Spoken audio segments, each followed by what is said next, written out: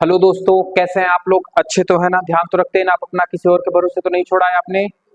चलिए, आज हम लोगों को क्या पढ़ना है? गति के नियम, गति के हम लोगों को आंकिक प्रश्न करने हैं ना। आंकिक प्रश्न उत्तर करने, मतलब क्वेश्चन करने। पहला क्वेश्चन क्या कह रहा है? पहला क्वेश्चन कह रहा है हमसे, क्वेश्चन कह रहा है एक छात्र अपने घर से विद्यालय जाने में 30 मिनट का समय लेती है। मतलब जाने का समय कितना है? जाने का समय, जाने का समय कितना है हमारा? है 30 मिनट। चलिए,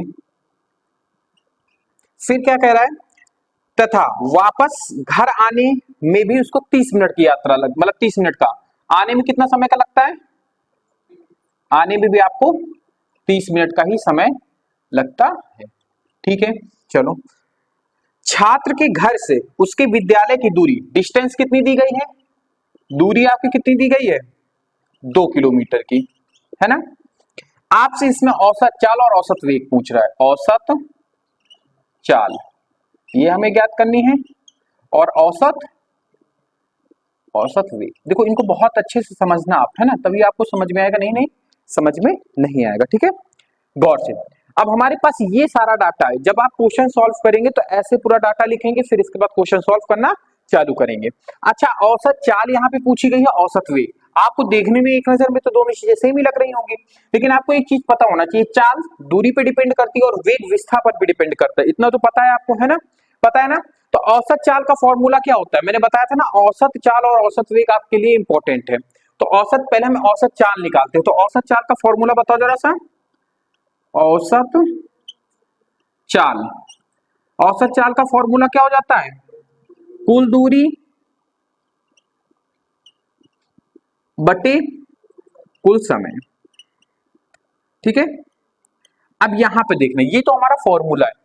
अब देखो, यहां पे हमें किलोमीटर में दिया गया है और समय हमें किस में दिया गया है? मिनट में। तो सबसे पहले तो इसको घंटे में चेंज करो। 30 मिनट बराबर कितने घंटे होते हैं? 1/2 घंटा लिख सकते हैं, और यहां पर भी 1/2 घंटा लिख सकते हैं। मतलब 1/2 घंटा, मतलब आधा घंटा उसको जाने में लगता है, आधा घंटा उसको आने में लगता है। यही तो कह रहा है क्वेश्चन। अब हमारे पास कुल दूरी कितनी है? अब गौर से समझना है यहाँ पे। जैसे मैंने कहा कि उस लड़के का क्या नाम है, इसमें क्या नाम दिया गया है? इसमें कहा एक छात्र की बात किया गया। जैसे मैंने माना कि छात्र का घर है, ये क्या है आपका? घर। और यहां पर कहीं पे उसका क्या है? स्कूल। अब ये क्या कह रहा है कि हमें कुल दूरी चाहिए। दूरी क्या होती है? जितना हम पैरों के द्वारा डिस्टेंस तय करते हैं, है ना। तो आप बात समझना, कोई विद्यार्थी यहां से यहां तक गया, तब उसने कितनी दूरी तय की होगी? 2 किलोमीटर की।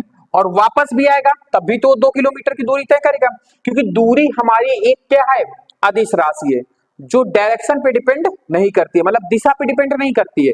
तो प्लस माइनस का यहाँ पे झमेला नहीं है। 2 गई 2 आई, तो कुल दूरी कितनी हो गई हमारी? कुल दूरी कितनी हो गई हमारी? 4 किलोमीटर। ठीक है। अच्छा, समय कितना लगा? आधा घंटा जाने में, आधा घंटा वापस आने में। कुल समय कितना लगा? कुल समय, तो कुल समय हमें लगा 1 घंटा का। तो क्या अब आप तो औसत चाल नहीं निकाल पाएंगे? औसत चाल हो जाएगी 4/1। ये किलोमीटर में है और ये घंटे में है, तो आपकी औसत चाल कितनी निकल आ जाएगी? 4 किलोमीटर प्रति घंटा। मतलब 1 घंटे में वो कितने किलोमीटर तय करता होगा? 4 किलोमीटर। ठीक है, बात समझ में आई कि नहीं आई आपको? तो औसत चाल आपकी 4 किलोमीटर प्रति घंटा का। अब बात करते हैं औसत वेग की, है ना। आइए, औसत वेग का कॉन्सेप्ट हम लोग यहाँ पे समझते हैं। ठीक है, अच्छे से समझते जाना। इसी प्रकार से घुमा फिरा के क्वेश्चन आते हैं, इन्हीं दोनों में फंसा देता है। कहीं आपसे एक औसत चाल पूछ लेगा, कहीं औसत वेग पूछ लेगा। ठीक है, अब औसत वेग की बात करते हैं। किसकी बात करते हैं? औसत वेग। अच्छा, औसत वेग का फॉर्मूला क्या होता है?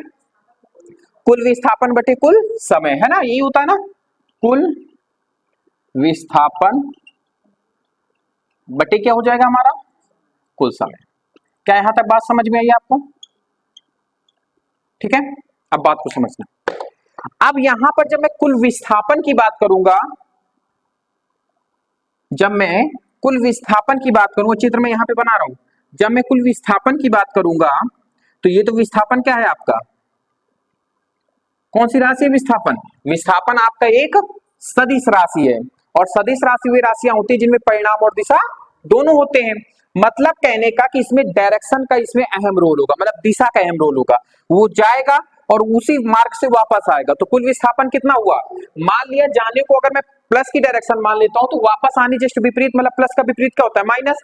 मतलब वो कितनी दूरी है हमारी, 2 किलोमीटर। मतलब 2 गया 2 आया, 2 पॉजिटिव में गया 2 निगेटिव में आया, कुल विस्थापन कितना हो जाएगा उसका, 0 हो जाएगा।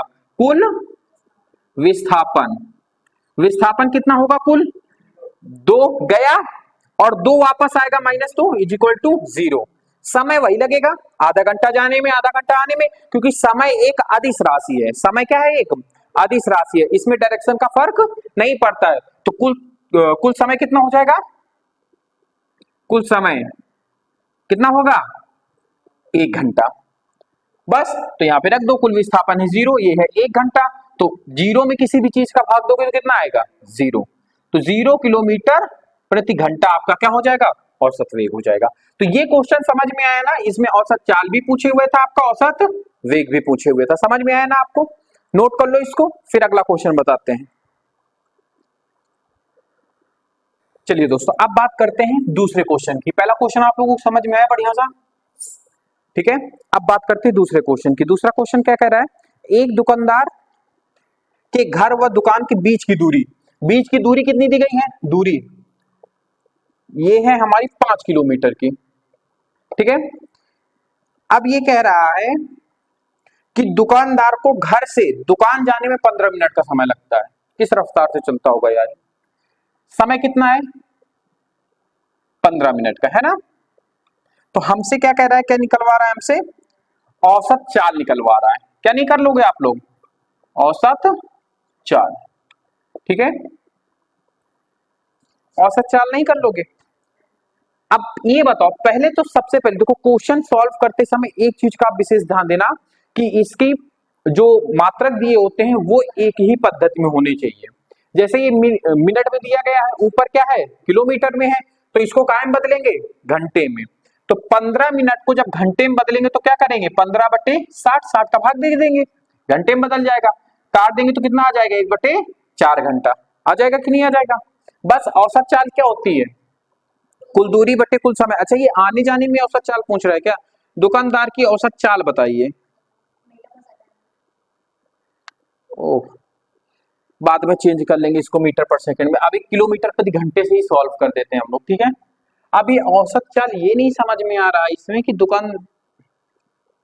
एक दुकानदार के घर व दुकान के बीच की दूरी इतनी है, दुकानदार को घर से दुकान जाने में इतने मिनट का समय लगता है, एक ही पूछा होगा। तो औसत चाल होती है दूरी, कुल दूरी, औसत चाल कितनी है, औसत चाल, चाल कितनी हो जाएगी, दूरी कितनी है 5 किलोमीटर की और 1/4 घंटा।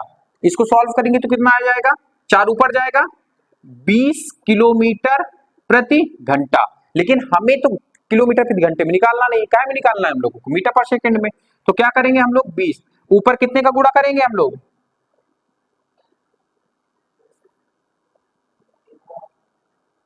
किलोमीटर को मीटर पर सेकंड में बदलने के लिए क्या करते हैं, लिख लो, 1 किलोमीटर प्रति घंटा जो होता है आपका वो 5/18 मीटर पर सेकंड के इक्वल होता है, और 1 मीटर पर सेकंड 18/5 किलोमीटर प्रति घंटे के बराबर होता है। अब कैसे इसको सॉल्व करके भी मैं बता दूं, समझना। जैसे 1 किलोमीटर प्रति घंटा है। अच्छा एक बात बताओ, 1 किलोमीटर में कितने मीटर होते हैं, 1000 मीटर होते हैं, है ना। 1 घंटे में कितने सेकंड होते हैं, 3600 सेकंड होते हैं। कितने होते हैं, 3600। 2 जीरो से 2 जीरो उड़ा दिया, 5 10 और 36 में से किससे कट रहा है आपका, 2 से कट रहा है। तो ये कितना हो जाएगा, 5, ये मीटर हो गया था, ये सेकंड हो गया था, तो 5 और ये हो जाएगा 18 और इधर हो जाएगा सेकंड। तो इसी को हम लोग क्या लिख देते हैं, 5/18 मीटर पर सेकंड, है ना। इतना करा दिया। तो यहाँ पे हम क्या लिखेंगे, किलोमीटर प्रति घंटा को मीटर पर सेकंड में बदलने के लिए 5/18 का। ये आंसर ही नहीं आ रहा है, इसमें कुछ समझ में नहीं आ रहा है इसका। चलो आप 5/18 का क्या कर देंगे हम लोग, गुणा कर देंगे। अब काट पीट दो, किससे कट रहा है, ये बनेगा 10, ये बनेगा कितना 9, तो कितना हो जाएगा 50/9, भाग दे देंगे कितना आएगा, कितनी बार जाएगा 5 बार, 45 हुआ, कितना बचा 5, 50 नपना 45, मतलब 5 हमें लग रहा है रिपीट होता चला जाएगा ना, तो 55.55 मीटर पर सेकेंड आएगा। ये इसकी क्या आ गई आपकी औसत चाल आ गई, औसत चाल। ठीक है, चलो नोट कर लो इसको, ये समझ में आया ना औसत चाल कैसे निकालेंगे हम लोग, और ये कॉन्सेप्ट जरूर याद रखना, ये बहुत जगह काम आएगा आपके। ठीक है, नोट कर लो, फिर इसके आगे बात करते हैं। चलिए दोस्तों बात करते हैं चैप्टर गति का, क्वेश्चन नंबर 3। क्या कह रहा है क्वेश्चन, समझना मेरी बात को। कह रहा है राम 90 मीटर लंबे, देखो यहाँ पे 90 मीटर जो दिया गया है वो आपका इंपॉर्टेंट, राम 90 मीटर लंबे तालाब, तालाब की लंबाई कितनी दी गई है, तालाब की लंबाई कितनी है 90 मीटर की है। ठीक है, यहां तक समझना, 90 मीटर तैरता है, वह एक सिरे से दूसरे सिरे तक सीधे पथ में 180 मीटर तक 1 मिनट में तैरता है, मतलब उसने डिस्टेंस कितनी तय किया है, दूरी, कुल दूरी, कुल दूरी। कुछ दिमाग चल रहा है आप लोगों का इसमें, बहुत अच्छा क्वेश्चन है ये। समय कितना है 1 मिनट, सबसे पहले तो ये मिनट में है तो इसको सेकंड में बदलो, 1 मिनट में कितने सेकंड होते हैं 60 सेकंड, तो एक काम तो हमने कर लिया, सभी के मात्रा एक ही पक्ष में कर लिए। ठीक है, यहां तक बात समझ में आई आपको। अब मेरी बात गौर से समझना, देखो तालाब की लंबाई कितनी है 90 मीटर की है, जैसे मैंने कहा कि हमारे गांव में एक ऐसा तालाब है जिसकी लंबाई कितनी है 90 मीटर की। ठीक है, अब क्वेश्चन ने क्या कहा है, एक सीधी रेखा में वो कितना तैर रहा है 180, तो 180 कहां तैरेगा ये बताओ मुझे, सीधे तो 90 ही है, कैसे 20 सीधी रेखा में चल रहा है, देखो जब ओवरऑल कुल लंबाई ही इसकी कितनी है 90 है, तो 180 मीटर कैसे तैर सकता है वो बंदा, आएगा जाएगा, बस यही आपको पकड़ना है। 90 मीटर आया, ये 90 आया और फिर उधर गया 90 आपका गया। ठीक है, यहां तक ये देने का मतलब और ये देने का मतलब समझ में आया कि नहीं आया, आप समझना। यहां पर अगर मैं कुल दूरी की बात करूं तो कितनी दी गई है हमें 180 मीटर, वो तो दे दिया है, लेकिन आपसे पूछा क्या है, औसत चाल और औसत वेग दोनों पूछा है ना, औसत चाल और औसत वेग, ये दोनों पूछा है, तो औसत चाल आपको निकालनी है तो हमें कुल दूरी की आवश्यकता है, औसत वेग निकालना है तो कुल विस्थापन की आवश्यकता है। तो एक बात बताओ मुझे, कुल विस्थापन कितना हुआ, विस्थापन कितना हुआ, वही चीज, विस्थापन एक सदिश राशि है, डायरेक्शन पे डिपेंड करेगी कि नहीं, 90 गया जाने को पॉजिटिव मान लो, तो विपरीत साइड आया तो ऊपर आने को निगेटिव मान लो, तो कितना हो जाएगा 90 पॉजिटिव 90 निगेटिव, मतलब विस्थापन कुल कितना हुआ 0, जहां से चला था वहीं पहुंच गया, तो विस्थापन कितना हो गया आपका 0 मीटर। यहां तक बात समझ में आई। अब आप औसत चाल लगा दो, तो औसत चाल कुल दूरी बटे कुल समय, यही सूत्र होता है, कुल दूरी बटे कुल समय। देखो मेरी बात आप ध्यान से समझना, मैं हर क्वेश्चन में औसत का कोई भी आएगा क्वेश्चन तो उसमें मैं सूत्र जरूर लिखूंगा जिससे आपको सूत्र याद हो जाए। यहां तक बात समझ में आई, तो कुल दूरी हमारी कितनी चली गई है 180, कुल समय कितना लगा है हमारा 60 सेकंड का, सॉल्व करेंगे तो कितना आ जाएगा, ये मीटर में है ये सेकंड में है, 3 मीटर पर सेकंड, ये हमारा आ गया औसत चाल। अब बात करते हैं औसत वेग की, औसत वेग इधर बता देता हूं, है ना, यहां पे क्या आएगा आपका औसत वेग। औसत वेग क्या होता है, कुल विस्थापन बटे कुल समय, कुल विस्थापन। अब एक मैंने निंजा टेक्निक बताई थी कि विस्थापन हमेशा वेग के साथ आएगा, क्योंकि इसका भी पहला अक्षर वा से है, इसका भी पहला अक्षर वा से है। ठीक है, ये ध्यान रखना, कंफ्यूज मत होना पेपर में कि औसत वेग आया आप औसत चाल का कॉन्सेप्ट लगा के चले आए, या औसत चाल आया औसत वेग का, इसीलिए मैं बार बार फॉर्मूला लिखता हूं और बार बार ये भी दोहरा रहा हूं कि विस्थापन एक आपकी सदिश राशि है, डायरेक्शन पे डिपेंड करेगी। ठीक है, तो कुल दूरी हो गई, कुल विस्थापन हो गया, कुल समय। इसका तो आंसर आपने दिमाग में लगा ही लिया होगा। कुल विस्थापन कितना है यहाँ पे 0, कुल समय 60 सेकेंड मीटर, तो ओवरऑल कितना आ जाएगा 0 मीटर पर सेकेंड, मतलब उसके औसत चाल कुछ है ही नहीं, औसत चाल कुछ है ही नहीं। तो समझ में आया ना क्वेश्चन नंबर तीसरा, नोट कर लो, फिर आगे क्वेश्चन बताते हैं, क्वेश्चन चौथा। चलिए दोस्तों अब बात करते हैं क्वेश्चन गति का, चैप्टर गति का मोशन का, क्वेश्चन नंबर चौथा। चौथा क्वेश्चन क्या कह रहा है, अच्छा ये बुक जान लो, बुक किसकी है, अभी एनसीईआरटी नहीं करा रहे, एनसीईआरटी इसके बाद कराएंगे। ये है आपकी बालाजी की है, ये बुक आपकी किस राइटर की है, तो बालाजी के अभी क्वेश्चन चल रहे हैं, जब एनसीईआरटी कराऊंगा तो एनसीईआरटी बता दूंगा आपको, ठीक है। आप में से एक लोग एनसीईआरटी खरीद लो। क्वेश्चन नंबर चौथा क्या कह रहा है, क्वेश्चन नंबर चौथा सही ध्यान से समझना। एक बस 30 किलोमीटर की दूरी 60 किलोमीटर प्रति घंटा चाल से चले, मतलब इसमें दो चाल है, दो दूरियां हैं। तो पहली जो स्पीड है आपकी S1 कितनी दी गई है आपको 60 किलोमीटर प्रति घंटा, 60 किलोमीटर प्रति घंटा। S2 कितनी दी गई है हमें 30 किलोमीटर प्रति घंटा, है ना, इतना तो मुझे पता हो गया, ठीक है। अब इसमें समय भी दिया गया है ना, नहीं दूरी दी गई है, दूरी, तो D1 कितनी है डिस्टेंस, पहले 30 किलोमीटर चल रहा है, और D2 कितना चल रहा है 30 किलोमीटर, ठीक है। अब इसमें हमसे पूछ रहा है औसत चाल क्या होगी, औसत चाल। आप फॉर्मूला पकड़े रहोगे तो इन क्वेश्चनों में कभी भी फंसोगे नहीं, समझना, चित्र के माध्यम से समझाते हैं।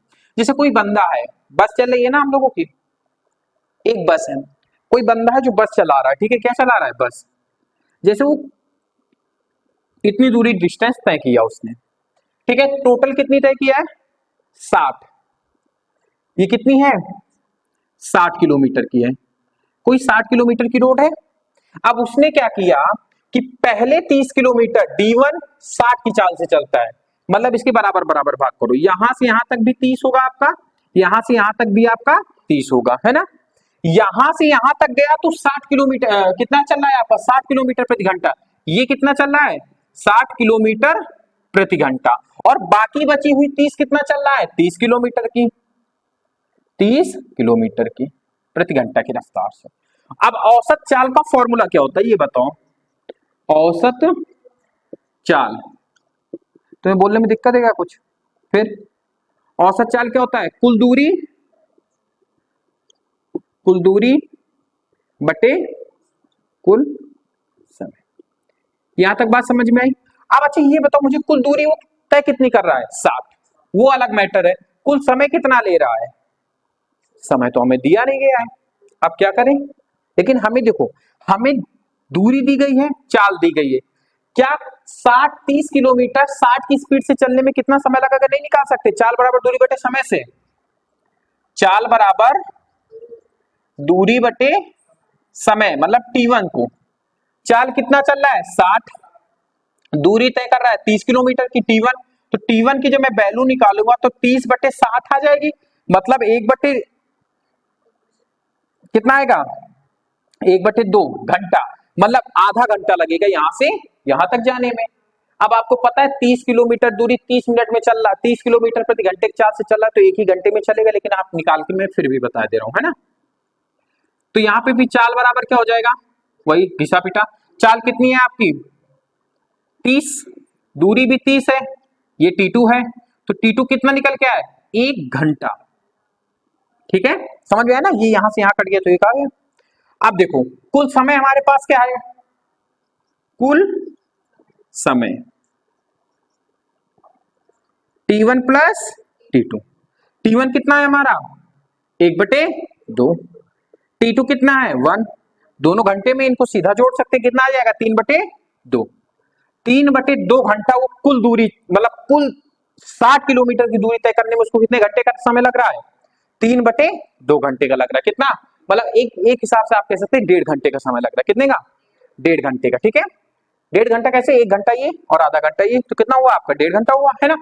कुल दूरी हमारी कितनी है, तो कुल दूरी हो जाएगी हमारी वही 60, कुल समय हमारा कितना है 3/2, क्या इसको सॉल्व नहीं कर सकते आप, बिल्कुल कर सकते हैं, काटेंगे तो कितना कटेगा ये 20 आ जाएगा और ये 40, तो औसत चाल कितनी आ जाएगी? 40 किलोमीटर प्रति घंटा।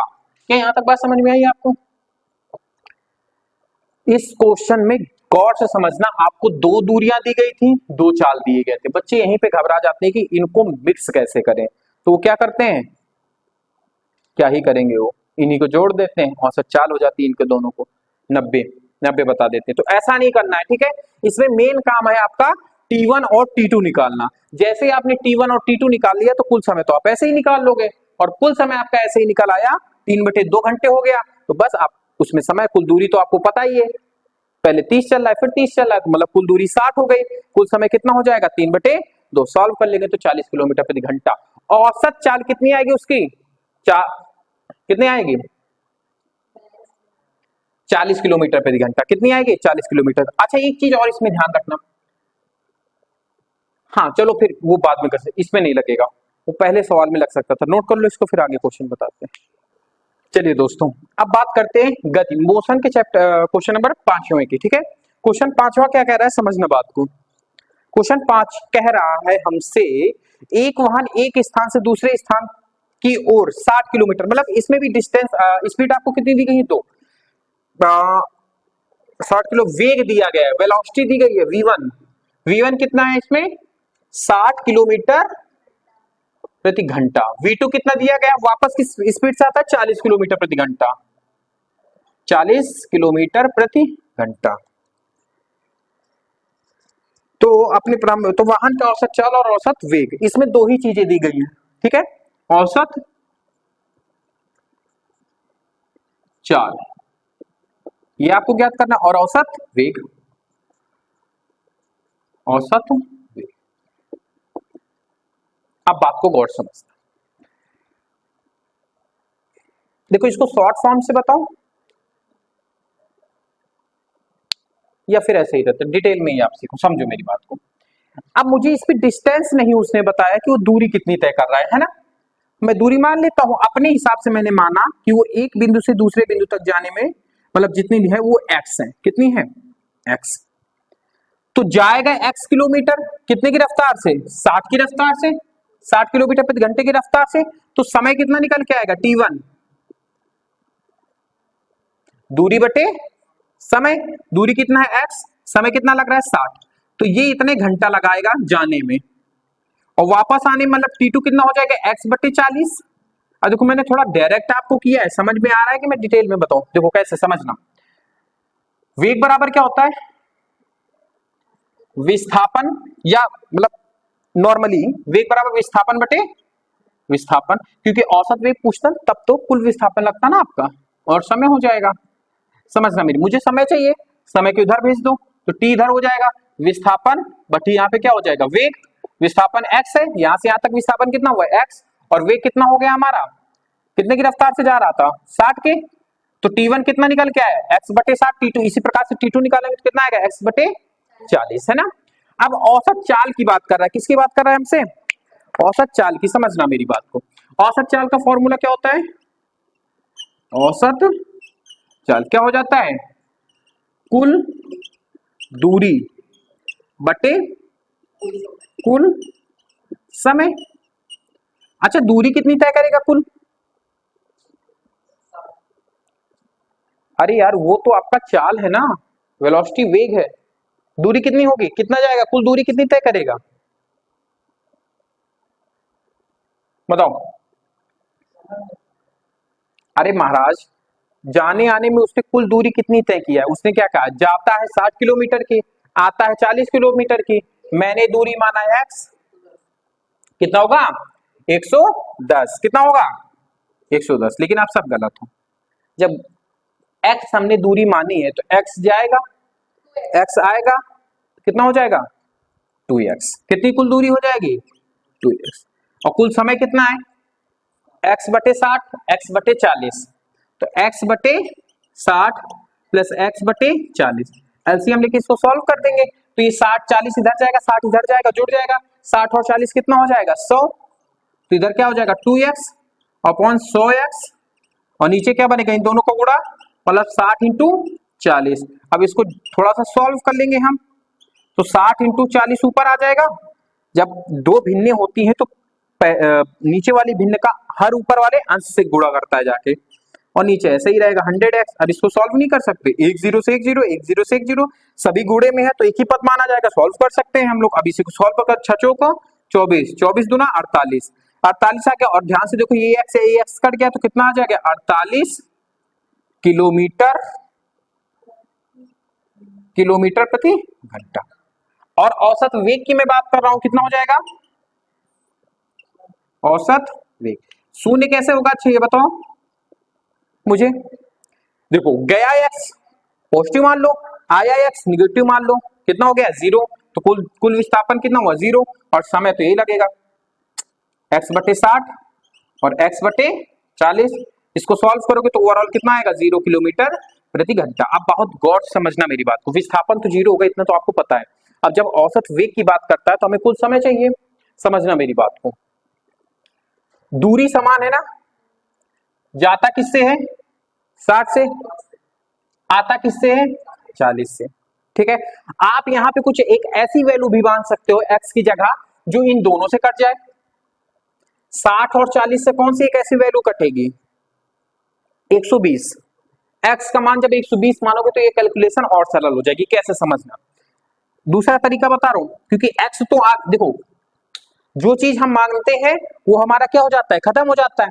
अब इस क्वेश्चन को शॉर्ट में सॉल्व करने का तरीका मैं बता रहा हूं आपको, गौर समझना। अगर मैंने भाई x मैंने अपनी तरफ से माना था, अंत में जाके हमारा एक न्यूमेरिकल वैल्यू आ गई, मतलब x कट गया, तो जो भी आंसर है वो x पे डिपेंड तो नहीं कर रहा है, वो सॉल्व करने का एक माध्यम है कि नहीं हमारा। हम x को एक ऐसी वैल्यू मान लेते हैं जो 60 और 40 दोनों से कटे। मैंने मान लिया 120, कितना मान लिया हमने 120, तो T1 कितना निकल के आएगा 2 निकल के आएगा ना, 60 120/60 करेंगे 2 निकल के आएगा, और T2 कितना निकल के आएगा 40 कर देंगे तो 3 निकल के आएगा।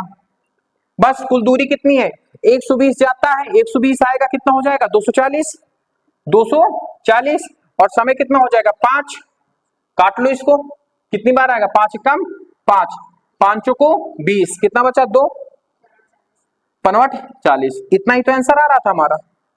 सरल हो गया कि नहीं हो गया, इतना ज्यादा x मान की करने की जरूरत थी ही नहीं, ठीक है। और न्यूमेरिकल वैल्यू मानोगे तो 120 पॉजिटिव गया 120 निगेटिव आया, ओवरऑल 0, तो विस्थापन हमारा 0 हो जाएगा, मतलब विस्थापन 0 होगा तो औसत वेग अपने आप 0 हो जाएगा। तो समझ में आया आप लोगों को। चलिए आज की क्लास को यहीं पे एंड करते हैं। अगर वीडियो पसंद आया हो तो कमेंट में फीडबैक जरूर दीजिएगा, चैनल को सब्सक्राइब कीजिएगा, साथ बने रहने के लिए धन्यवाद। बाकी बातें करते हैं नेक्स्ट क्लास में।